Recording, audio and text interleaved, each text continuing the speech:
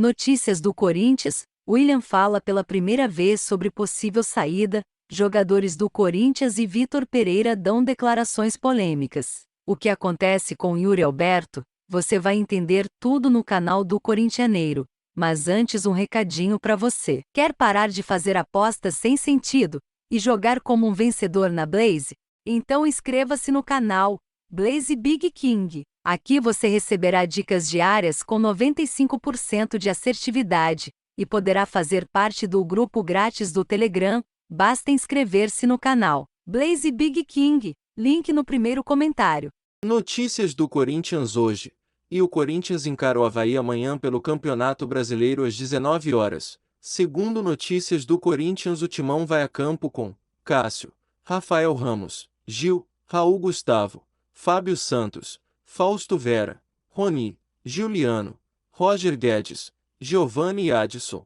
Os demais atletas como William, Yuri Alberto, Fagner, Balbuena, Duqueiroz, serão poupados para o jogo de volta contra o Flamengo na Libertadores. Vale destacar que o meia Renato Augusto pode ser relacionado para esta partida contra o Avaí. Comentem fiel, quero saber sua opinião.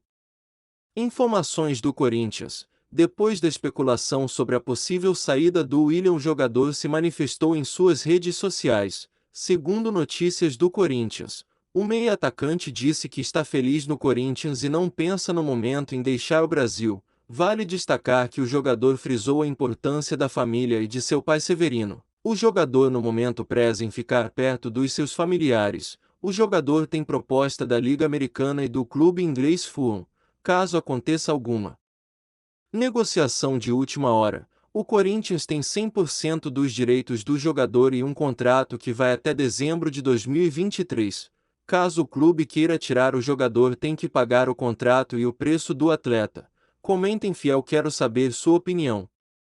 Últimas notícias do Corinthians de hoje.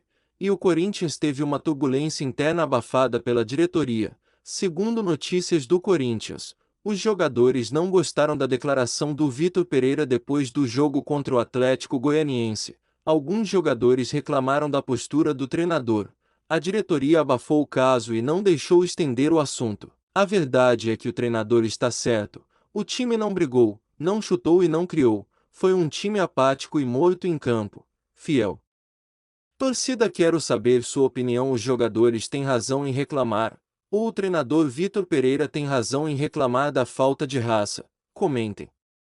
Últimas informações do Corinthians. Em jejum de gols, a esperança corintiana ainda não conseguiu balançar as redes. Segundo notícias do Corinthians, o atacante Yuri Alberto sofre com a ausência de gols por falta de criação de jogadas. Apesar da falta de gols, o jogador é titular absoluto no time de Vitor Pereira.